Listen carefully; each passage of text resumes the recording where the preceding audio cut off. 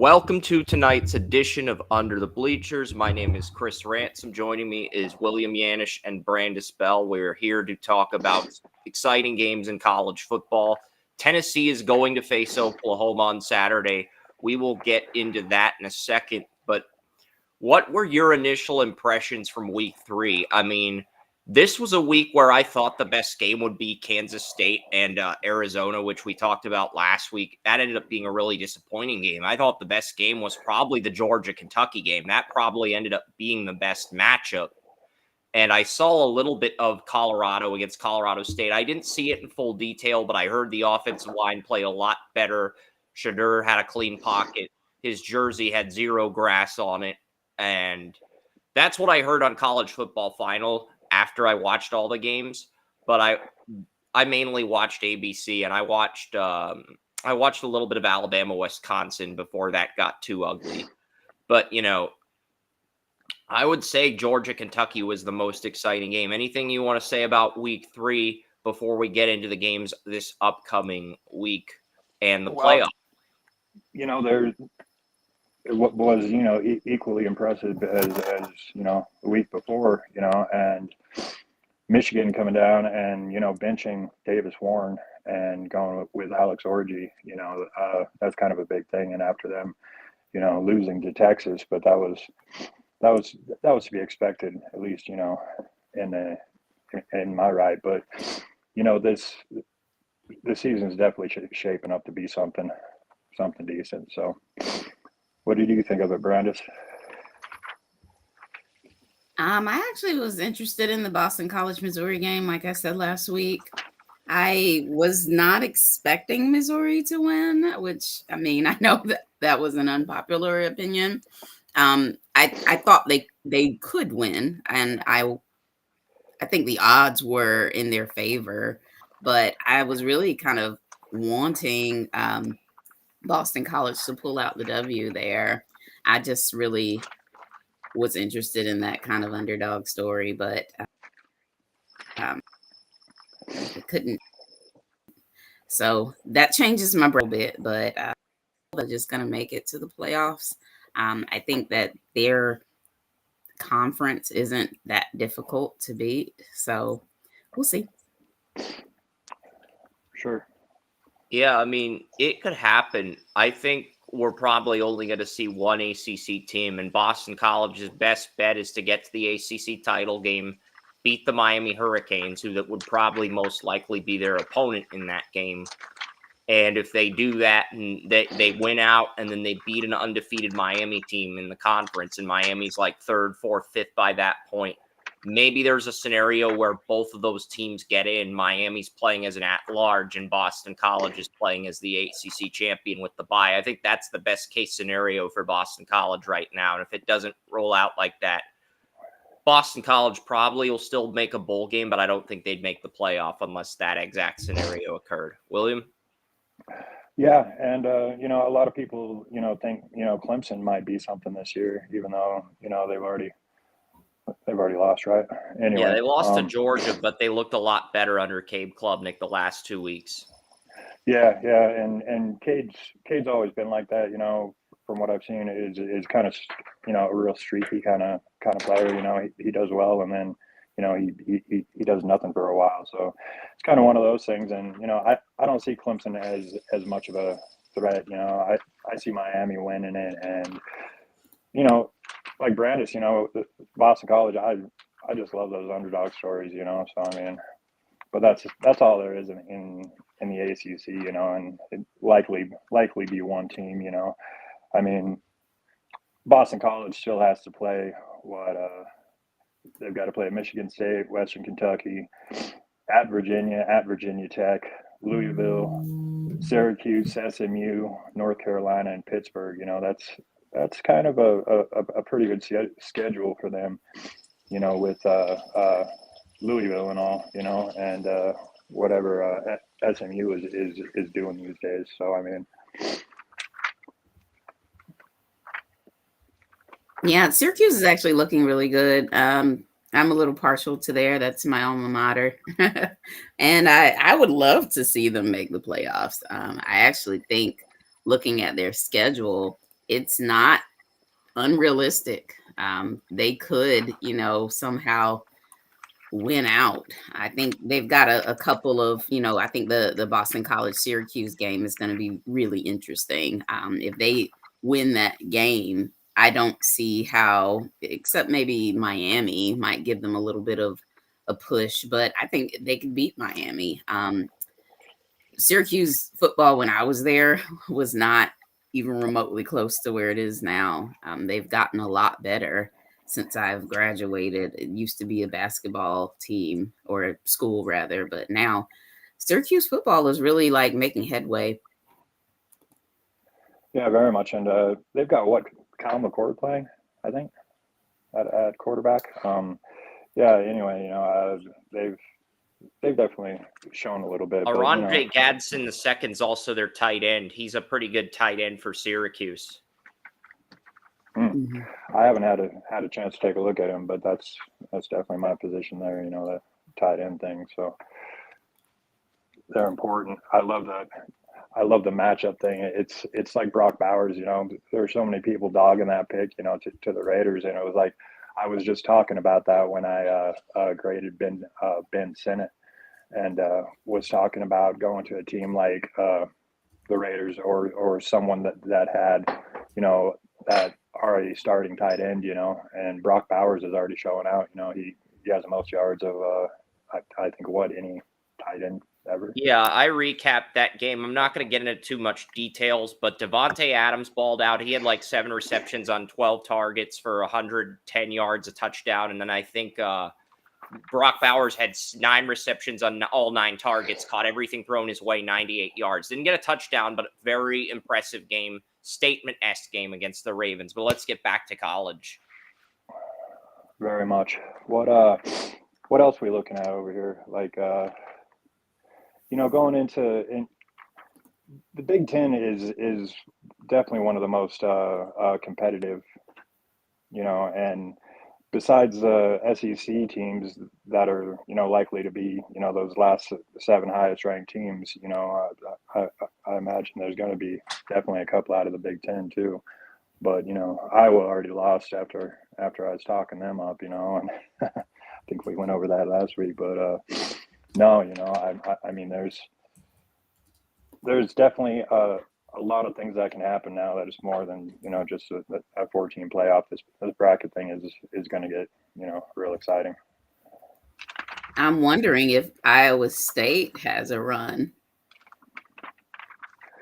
Yeah, with their quarterback Rocco Beck, and they generally have a pretty good team, and that was the one on the schedule that I really thought that Iowa might lose, and it was like kind of one of those question marks, and going back, I did the podcast and stuff on Brock Purdy's history and stuff at Iowa State.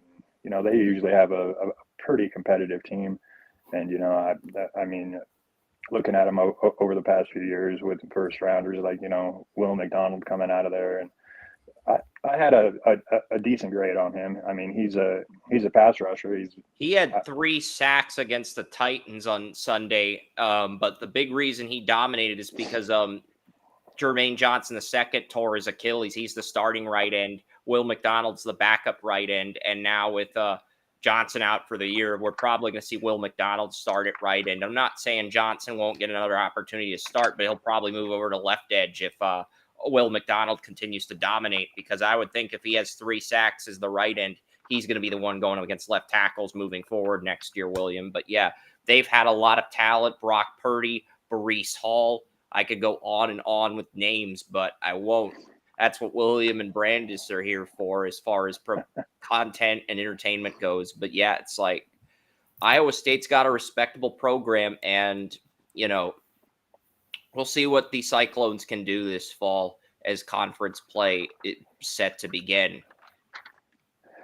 For sure. And then, getting into the Big 12 and such with what's going on over there, we've got a good game we're going to preview later, Oklahoma State and Utah this week. And, that's a couple of 7th year redshirt quarterbacks there, and Cam Rising and Alan Bowman.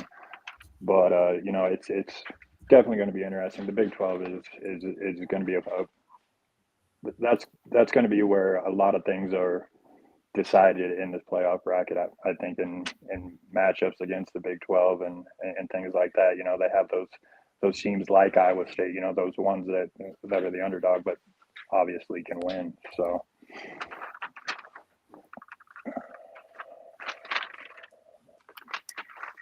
Yeah, I think there's going to be a lot of exciting games. Brandice, what stood out to you in week 3 briefly? Closing thoughts, and then we'll get into some of the week. We'll get into the games for week 4. I guess the biggest standout for me is I've been kind of watching teams, the teams that I have as the conference champions, and trying to make sure that the momentum kind of remains. Texas has been going strong and steady. They're not really playing anyone of note, I guess, aside from Michigan. But what is disturbing for me was the Bulldogs. I understand that it's about matchups, and just because you're a number 1 team doesn't mean you're going to dog walk everyone.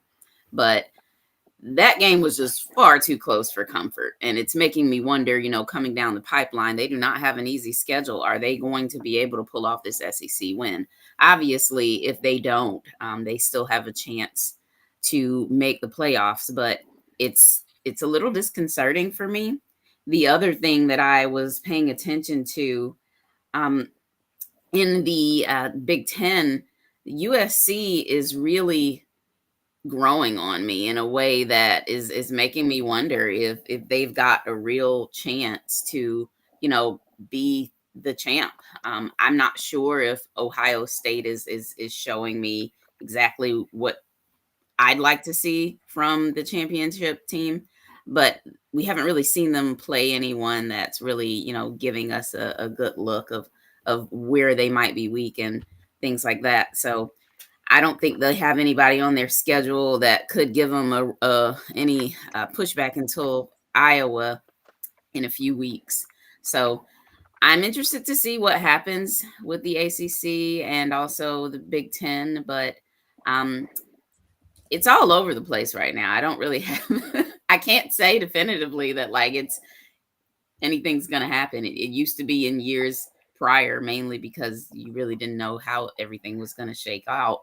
You kind of knew that the top teams were always going to be in the playoffs, but now with this new system, it's really anybody's chance. It could be a lot more underdogs than you think. Very much, and that's one thing with Carson Beck. When I graded him, I saw a good quarterback, an accurate quarterback, a quarterback that can play, but who is he? I mean, can he bring a team back? Can when things happen, it was the supporting cast around him, that kind of became that question, because I didn't really see him standing out. I just saw him doing the job and going through the motions, but being really good at it. But I mean, coming up in this matchup against Kentucky kind of explains the late first round grade that I put on him, and it's one of those things where can he win when it matters? That's the biggest thing in football, at least I think. Can you win when it matters? So other than that, I'm glad I didn't put Michigan in my bracket. They're obviously falling out. So and it was just one of those things, and just after all the drama there in the off season, I think that was just kind of one of those things that I felt was going to be too much of a distraction, but also lastly, I'll just say I'll give a shout out to Baron Morton here. I mean, kid's like 5th overall in passing and like doing some good things down there at Texas Tech, and in 3 games he's almost matched his seasons before, and the kid's going to grow up to be a good one. So I'll leave it at that. I agree. There's a lot of interesting things and storylines in college football to watch. Carson Beck is one of them, but I'm working. It's funny you bring up Beck because I'm actually multitasking. I'm working on one of my writers sent me a watch list for the Davy O'Brien Award, Doak Walker, Bolitnikov, John Mackey, John Moore Offensive Line of the Year awards. They're compiling a list of all the awards, and I know it's a little off topic, but not really because it is college football that we're talking about. But Carson Beck was not one of the headline candidates for the Davy O'Brien Award in the picture for the article I'm currently starting for a writer, Wes, and he lists Milroe, Cam Ward, and Jackson Dart as the 3 standout candidates for the Davy O'Brien Award. But we'll see. SEC conference play is going to begin. Georgia's got a bye week, and then they got that big game with Jalen Milroe that we will be previewing next week. But on that note, we're going to preview the Tennessee games. I'm not going to get into the time or any of that because I think it's time to pivot into some of the college football games. Tennessee, Oklahoma. It is time to break that down. Nico Imaleva and Jackson Arnold. I am way more excited about the 26 draft than the 25 quarterback draft, but Arnold and Imaleva are going to be maybe two of the headline guys in that draft class, and we're going to see them in Norman on Saturday. I like the Volunteers to beat Oklahoma in this contest. So, but you, what do you? I'm definitely taking Tennessee. Nico Imaleva, it's like I'm a believer. I'm almost a believer in this. They've had some real good, offense, and they've gone off in points. And it's been, their running back, Dylan Sampson, has, 45 attempts, 357 yards, 9 TDs already for a 7.9 yard average, which is, good. Their leading receiver, Dante Thornton, 5 for 169 and 2 TDs, and he's a real big guy, 6'5" to 214, get down there in the red zone, down here in college. This is where these quarterbacks, they get to the red zone and they all throw it high. So, those real tall guys like that are some good ones. But then, Oklahoma's defense is definitely one of the best. They have some of the best linebackers, and I think it's going to be a real good game, and it's but I definitely believe in Tennessee to win. So.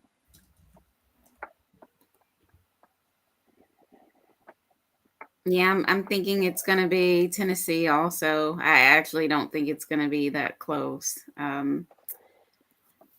It's all about matchups sometimes, and I think you can see week after week the teams that have the things that it takes to win, and sometimes the things that it takes to win, they show themselves in different ways against different teams. I think we saw last week with Georgia where their weaknesses have always been in the secondary, but they've had a strong D line. So sometimes when you have these teams that are dominating against teams that are running the ball well, you think, oh, okay, this is a great team. But then you start to see those teams play teams with a really good quarterback or a quarterback with a really strong arm, and things change a little bit.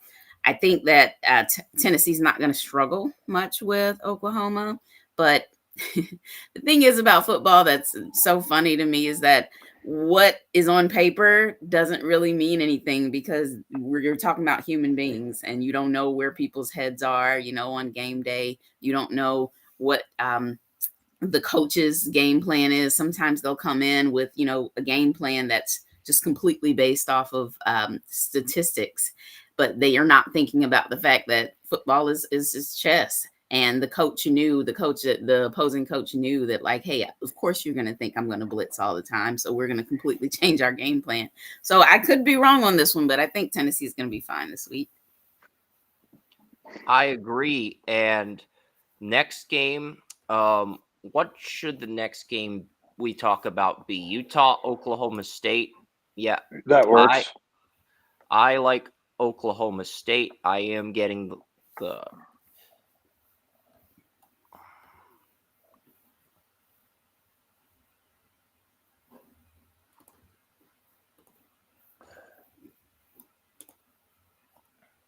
Oklahoma State's got a really good running back named Ollie Gordon. And I think Ole Gordon is going to go wild against the Utah Utes. So I have to take the Oklahoma State Cowboys.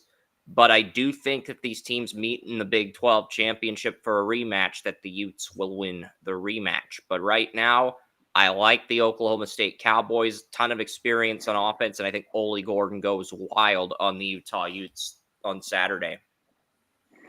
Brandice, Yeah, how do this you is feel about this one?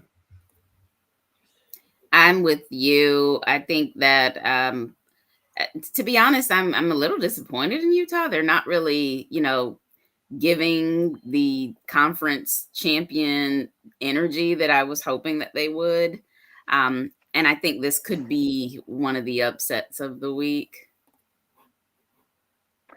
Yeah, this is a game, and I love Cam Rising. I've been pretty vocal about that, and I mentioned about him missing time too, and having Zach Wilson's little brother behind him, Isaac, and he came in last week, and when Rising had a laceration on his hand, that was some getting pushed into the bench over there, and but anyway, he came out like none other. Week one, and he's already got 7 TDs and 0 interceptions, and I think Rising is just he is the epitome of heart. He is the epitome of just everything that is good about football.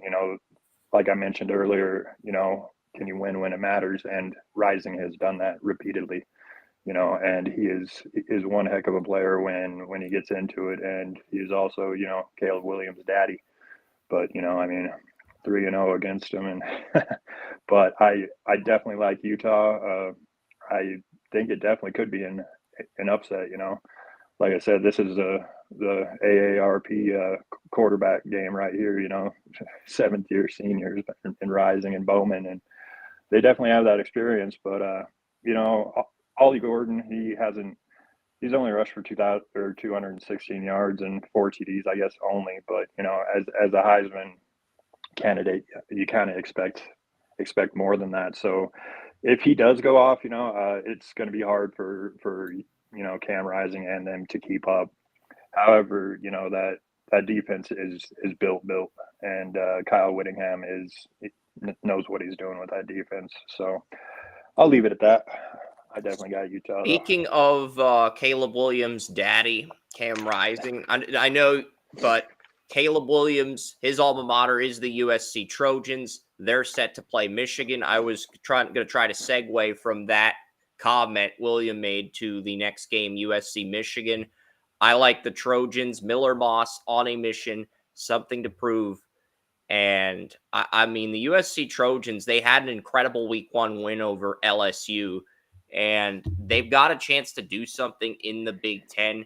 Will it be enough to make the playoff as the season progresses? I honestly don't think they're going to be in the 12-team playoff, but they've earned the distinction and the right to be in the conversation right now with their play. And I think that's going to continue for another week. So we'll see how things end up going. But yeah, I like the Trojans over Michigan. But that Michigan defense, they do have some good players. Kenneth Grant, Mason Graham, Kenneth Grant at defensive tackle. They have Will Johnson at corner, and just Rod Moore. I think their safety's injured, but they have a good core of players in that Michigan defense. William, who do you like in this USC Michigan game? I definitely like USC, even though, like I mentioned, Davis Warren getting benched, and but Alex is one of those developmental quarterbacks. I believe he's a ex wide receiver and such, but 6'3", 235. He's got some good size, and Michigan's going to be maybe a little bit, trying to prove something. But what USC has already done this year, and with Lincoln Riley and Miller Moss and just doing their thing, Colson Loveland, the tight end for Michigan, he is the best tight end that I've ever evaluated, and that's over Brock Bowers and Dalton Kincaid and a few of them, and I definitely love the kid, but it's a point. Can Alex Orji get it to him? And but I believe USC will win. Okay. Brandice, who do you like in this one? I'm going with USC. Michigan's just fallen all the way off for me. I understand that they've got some issues with Davis Warren and trying to find a quarterback QB1. I'm not exactly sure how that's going to pan out this week. I don't think that Davis Warren should be benched, but we'll see what they do. It's complicated because you don't really get to have a bad day in college football. Everything moves so fast, and you've got to be consistent. So I think that USC's got a lot of momentum right now, and they have all the pieces and parts that they need to win. I think that Michigan is kind of a more run-heavy offense, and I think USC is going to just air raid them out, and they're going to struggle with that. I agree. I would say there's maybe 1 or 2 games left, and after that, we will probably end up signing off. But one of those games that we will break down briefly here is Baylor versus Colorado. Shadur Sanders, Travis Hunter. I just think it's too much too much talent for the Buffaloes. I just think they're going to win this one. I could be wrong on that, and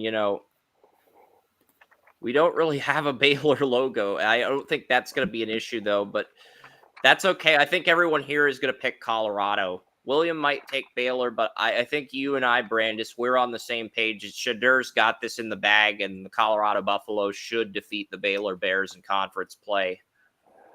Yeah, I don't want to get too much into try to get the make it real unbiased. I'll go with CU. I've definitely been a critic of them, but it's only been never. I don't mean anything bad by what I say about Shadur or anything like that. I'm not doing anything. It's not personal. There's nothing there. I've got tons of question marks about this kid, and they can definitely win this game. But I mean, they've got some things to work on, to get anywhere. And I believe a 500 season would be a very successful season for them. And of course they'd get a bowl game in, and I'll just go with that. All right. Brandice, you want to break this game down? I think it's just going to come down to adjustments. I think that last week they did a pretty good job against Colorado State. But like I said in the beginning, I think that a lot of these kind of rivalry matchups kind of rile them up, and they've got to figure out a way to get out of that mindset, because now they're in a different conference, and a lot of those matchups that they had last year, they're not going to see those same teams. I think Baylor has a definite chance to beat them, and they've got to come into that game with the understanding that that's what they want to do. Everyone in college football right now wants to beat Deion Sanders. So they've got to stay focused. And I'm not exactly sure what happened in the Nebraska game, but I'm wondering what Deion's role is as head coach. I know that sounds crazy, but everyone assumes that because he played corner, he's heavily involved in the defense. But they run so much man, and I just don't understand. When you get a team that goes 5 wide, that man concept, it does not bode well. You end up with a lot of rub routes, and that's the one thing that I'm concerned about with the Colorado Buffaloes right now, is their heavy use of man. And speaking of a team that beat Colorado, our final game that we will preview tonight on Under Bleachers is Illinois versus Nebraska. I like the Huskers to win. Great job segueing us into that game, Brandice. But yeah, I like the Huskers. Dylan Raiola has been incredible so far. I've seen him go 4 or 5 reads against Colorado when going through his progressions in that second game. and that was just from the highlight reel. I think he is the real deal. I cannot wait to watch him on Friday night when Nebraska hosts Illinois, and I think the Huskers and Matt Rule find a way to get the win. Yeah, and I'll definitely take Nebraska in this. And I was looking at the numbers here, and between these two teams, I mean, Rayola and Altmaier. I mean, Rayola is has 670 passing yards, 5 TDs, 1 touchdown. Altmaier has 647 yards, 6 TDs, and 0 touchdowns. Their running backs are almost the same, 3 TDs apiece, $173, $184. Their wide receivers are almost just alike, 15 catches, 235, 4 touchdowns. That's Pat Bryant for Illinois. Nebraska is Isaiah Nair. That's another one of those big players, and he's got 12 receptions for 187 yards and 2 touchdowns. And that's the thing is, Matt Rule comes in and he is known, for kind of rebuilding, teams, but he has only rebuilt them to, get back to wins, over a 500 record. He had never really brought anybody back to win championship, and he's definitely not an NFL coach, but he has a good quarterback here in Rayola, and Nebraska being at 22 and everything else. I mean, that is actually a great thing, and I think Nebraska will actually easily handle this one.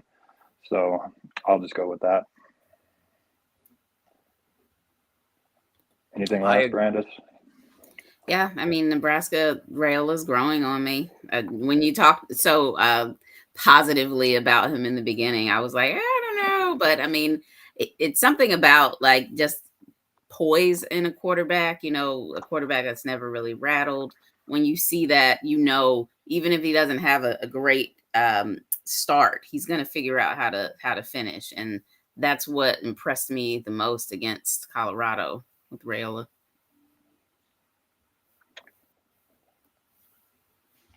Yeah, I think this week will be a very exciting week of college football, and I'm looking forward to watching a lot of these games. I'm looking forward to Ohio State playing Marshall. Buckeyes are probably going to handle business in that, so I'm not going to say too much about most of these other games. I think it's just going to be, overall, it's just going to be a very exciting week. And I cannot wait to watch all these games this weekend here at Under the Bleachers. But yeah, that's William Yannish and Brandice Bell. I'm Chris Ransom. We will be back in 1 week from today to break down Alabama and Georgia. I know you Uga and Alabama fans are just as pumped to hear our reactions to this game as we are to giving our fan base who enjoys watching those two teams reactions to the next